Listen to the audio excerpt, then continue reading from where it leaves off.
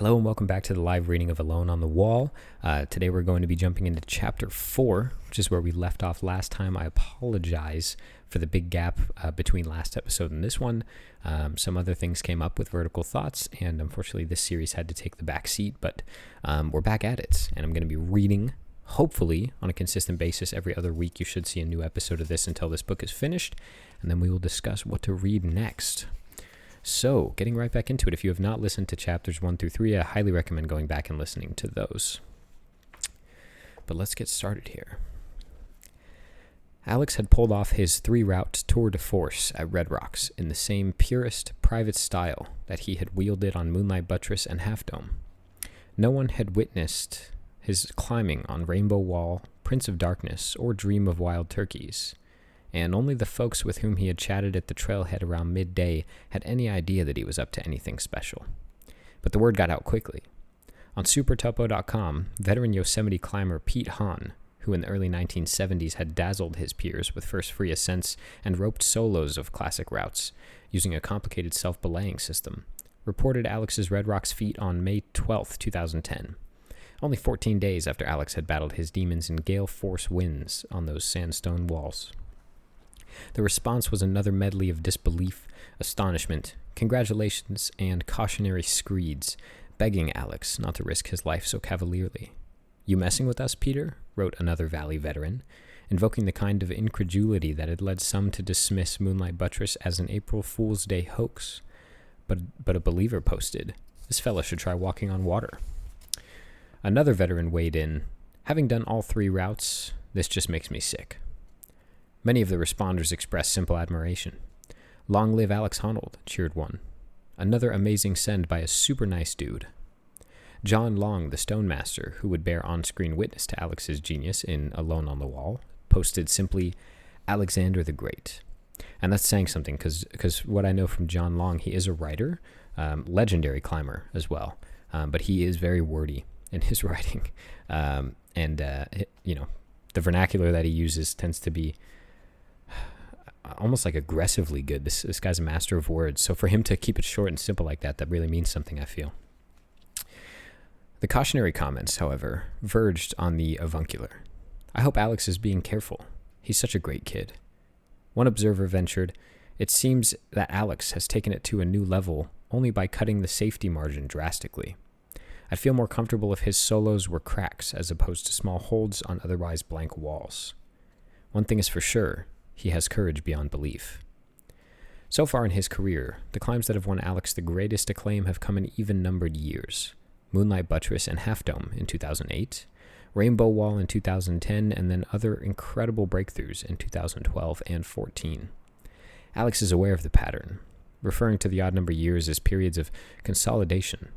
But in some sense, this schema belies the non-stop virtuosity of Alex's approach to climbing in all its forms. The schema belies the non-stop virtuosity. Sorry, that's a sentence you got to read twice. Really, it's got good mouthfeel, you know? In April 2009, for instance, Alex joined a team headed for Mount Kinabalu at 13,435 feet, the highest peak in Borneo.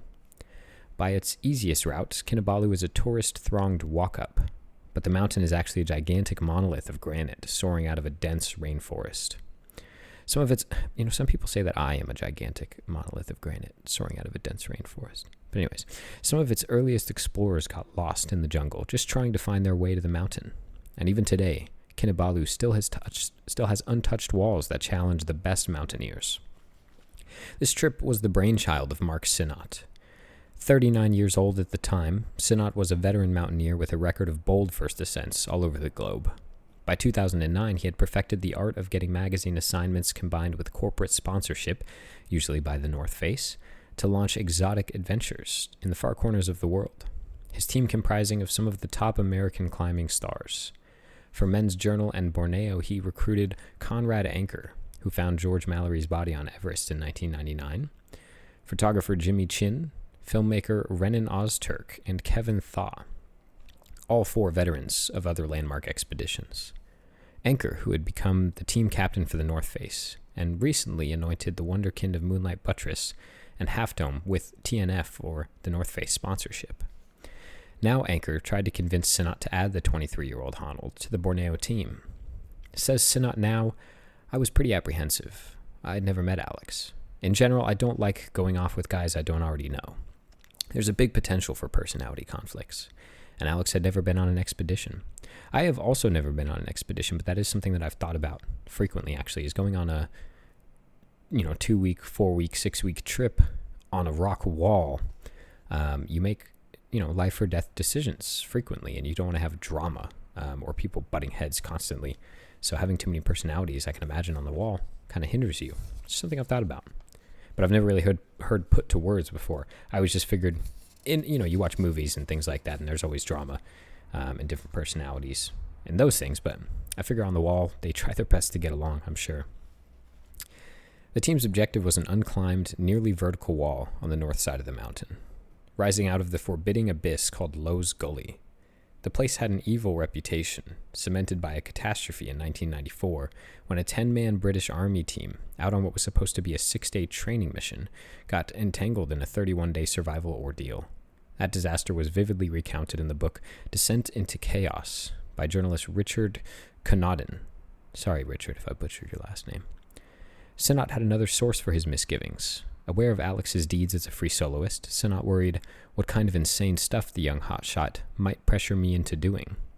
As it turned out, the two got along well in Borneo. We hit it off right off the bat, Sinat remembers. Alex has a wide-open personality. He deals with people well. There's no pretense, no bullshit. Still, there were quirky little things that caused minor disputes between the leader and the rookie. On his rack, Sinat claims, he sets up all his cams the way he would in Indian Creek, the crag in southern Utah famed for short, steep crack climbs. This meant that Alex couldn't free up carabiners to use in all the different ways mountaineering requires. So I had to take his rack apart, Sinat adds. What are you doing? Alex asked me. Dude, this doesn't work here. According to Sinat, Alex wouldn't use shoulder slings, long nylon loops that minimize drag by redirecting the climbing rope as it zigzags from one piece of protection to the next. What do you do about rope drag? Sinat asked him. I just skip pieces, Alex answered. In other words, he runs out his lead much farther than normal between points of pro, risking much longer leader falls. Alex didn't like to use little stoppers, the smaller style of nuts, for protection. He said, I don't need this shit. Then he'd get to a place where there were only tiny cracks and say, wow, nothing else fits. Alex has been living in this Yosemite bubble where you don't need to learn all the tricks of mountaineering. Despite those quirks, on Kinabalu, Sinat admits admiringly, Alex did some pretty sick stuff. Long, highly technical leads with a minimum of protection. The deft, amusing piece that Sinat wrote for the March 2010 issue of Men's Journal opens with a scene at the base of the wall in which a priceless bit of repartee evokes the Yosemite bubble. Where's your helmet? I don't have one, Alex replies, looking at me square in the eyes without an apology. What do you mean? You forgot it back in camp? Before I finish my question, I know the answer. No, I didn't bring one on the trip. Intentionally? Sort of. Sounds like Alex Honnold.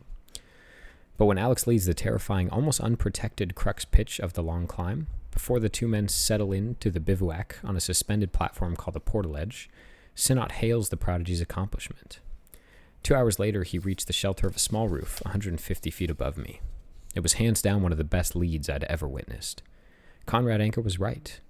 I was learning things from Honnold. He brought something to the expedition none of us had anticipated. Every jaw-dropping lunge, every inhuman pull, even every rookie mistake, it all rekindled the fire that we had back when we were his age. And it showed me, at least, that the fire was still there. Later, as we settled into our sleeping bags in the portaledge, Honnold needed to get something off his chest. I'm kind of feeling like a pansy, he confessed. How so? I replied. You just did the sickest lead I'd ever seen. I know, he replied, but it scared me. I shouldn't have gotten so scared. This goes into an interesting kind of a mental quirk that I think a lot of people have. I know I have it. And you as well may relate to this, but not rewarding, or at least mentally rewarding yourself for your accomplishments, but also being so quick and harsh to judge yourself for your failures. It's so much easier to say, I screwed up, I fucked up, I'm an idiot, than it is to say, I did a good thing, I did a good job. I deserve this, I deserve that. It's much more difficult for most people to reward themselves mentally. Conrad Anker was one of my first mentors. I'd always admired the guy, not only for his great climbs such as the Shark's Fin on Meru Peak in the Garhwal Himalaya, and his first ascents with Alex Lowe of wild-looking towers in Queen Maudland in Antarctica, but also because of the way he lives his life. Conrad calls himself a Buddhist, and he constantly preaches and practices kindness to others and doing good for the planet. The school in the Khumbu Valley he started years ago to train Sherpas in technical climbing is a prime example of Conrad's altruistic service to others. And it was Conrad who convinced the North Face to sponsor me, which really improved my climbing opportunities. So even though I knew almost nothing about Borneo, I was psyched to be invited by Mark Sinnott to go along on the Kinabalu expedition. All 6 of us got along well during that trip, and it's true that Mark and I hit it off from the start, but it was a really long expedition. A full month from April 2nd to May 1st, 2009. I was used to getting things done a lot faster. One day ascents of big walls in the valley, for instance. Or also, climbing freaking El Cap in 3 hours. There were times during the trip when our sluggish progress nearly drove me crazy. After 5 days in Lowe's Gully, we'd gotten nowhere on the wall. I kept saying to myself, why is this taking so long? The quirky little things that got between Mark and me had as much to do with our difference in age as with our climbing styles. Like when Mark tried to take apart my rack. That just sent me off the deep end. I like to think I knew how to handle my own cams and beaners. As for skipping pieces rather than building up rope drag, I do that all the time. Just depends on whether or not the terrain is dangerous. And Mark's "I told you so" about the stoppers isn't the way I remember it. On the whole route, I doubt that I placed a single nut, because the wall was one pitch after another of overhanging granite. He was just too old school for my taste. For instance, Mark led one pitch of pure choss, crumbly rock, loose holds everywhere. It was about 5'7", but Mark aided it. He even drilled a bolt. He took forever to lead the pitch, and I said to him, dude, it's just 5'7", why don't you just climb it? It's not really dangerous if you tread lightly. But he was going, oh man, this is really sketchy. Once he got his anchor in, I top roped the pitch about 3.5 minutes. Mark later took me to task for an awkward moment when he wanted Jimmy Chin to shoot some film in which I would talk about what it was like to have Conrad as a mentor. I balked. Mark thought this meant I wasn't open to being taught by my teammates, but back then, it was a lot harder for me to perform in front of the camera, especially with all the guys standing around, including Conrad. It felt like, okay, Alex, talk about this. Dance, monkey, so I'd have to start dancing. There was a slightly weird dynamic going on among us as a team. I knew going into the trip that none of the other guys was as good a climber as I was, but they were all badass mountaineers, and I figured I'd be learning a bunch of stuff from them. Halfway through, though, I just felt like this isn't the way we should do the climb. This isn't the way we should be doing this climb. The big problem on Kinabalu was rain. We'd been climbing low on the wall for about a week before we committed to the full thrust, leaving our base camp behind. Only on the second day on that push, a huge squall came over the mountain from the north. Mark and I settled into the portaledge while Conrad tried to push the route above. In his Men's Journal article, Mark played this up as a do-or-die drama, which is what the magazines want. Massive waterfalls were now pouring off the cliff, and the gully below started to roar as it transformed into a raging rapid. I feel like I should be using my narrator voice for this. Massive waterfalls were now pouring off the cliff, and the gully below started to roar as it transformed into a raging rapid. This summer, even if we had wanted to bail, there was no way out but up. Above, I could hear muffled yelling, followed by an alarming amount of rockfall. Anchor was somewhere above us, doing battle in the chaos. Just that line, doing battle in the chaos, seems a little overdramatic for rock climbing, but, it's writing. That's how it is. The truth of the matter, though, was that the Kinabalu climb just wasn't that rad. I felt that we always could have wrapped off the route if we had to, and by 2009, Lowe's Gully didn't figure anymore as the hellish abyss that had trapped the British Army guys 15 years earlier. Still, we spent 24 hours on the portaledge getting soaked. Since Jimmy Chin and Mark took up all the space on the portaledge, as the rookie, I got the shitty seat. I had to sling a hammock beneath the portaledge, suspended from its corners, which made for a very awkward body position. The water dripped through the floor of the portaledge onto my hammock and sleeping bag. I sort of sat in a puddle for a whole day and night. It was all right as long as I didn't move and stir up the water. That sounds miserable, by the way. I was reading The Brothers Karamazov, which fit the dreary mood. I tore the paperback in half and gave Mark the first part to read. Pretty grim, but I guess it builds character. The weather cleared off enough so that we could finish the climb the next day. The last pitches were actually easy. After a brief celebration on the summit, we wrapped the whole wall with our bags and hauled them back out the other side of Lowe's Gully. It was an ordeal. I think the reason we did this is because we didn't want to haul everything to the top of the wall. We just left it all in the middle and then lowered it to the ground in one huge lower. In the Men's Journal article, Mark wrote some really nice things about me, even if they were still tinged with paternalism. Sharing a rope with Honnold had made me think a lot about what I was like when I was his age, and I couldn't help but draw comparisons to myself. I was never close to as talented as he is, nor was I as bold, but I did have a youthful hunger, and my tolerance for risk was more than a little excessive. Honnold reminded me that climbing without risk isn't really climbing at all. And he ended the piece with this summit vignette. Looking over at Honnold, I couldn't help but wonder if he understood the arc that we all seem to follow as climbers any better after hanging out with a bunch of old-timers.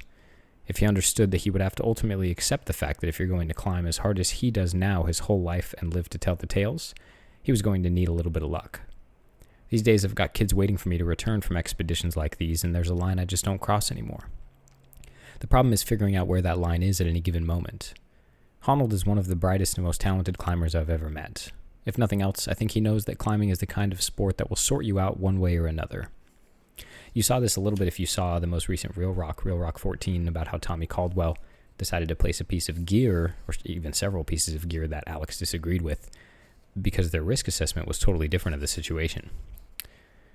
After the expedition was over, for all my impatience with the old school style the other guys seemed to think the route required, I realized that I owed a lot to Mark. He was probably right about my Yosemite bubble. In Borneo, I realized that climbing in remote ranges did entail all kinds of techniques that I hadn't had to learn on Half Dome or El Cap. Mark had truly broadened my climbing experience. His whole thing, exploring, traveling the world, having adventures in exotic places, was new to me and exciting. Because when all was said and done, we'd forged a good friendship. Mark invited me on his next media and sponsor-supported junket, a truly exploratory climbing trip to an untouched desert, landscape full of weird pinnacles and arches in northeastern Chad, Africa. The trip was planned for November 2010. Without a moment's hesitation, I signed on. I think we're going to leave it there for today. Again, I'm keeping these episodes a little bit shorter. That is roughly halfway through the chapter. We've got a few pages left here. Well, we've got several pages left, but I will save the rest for the next episode. I hope you guys are enjoying this so far. And again, tune in next time for the rest of Chapter 4. Bye.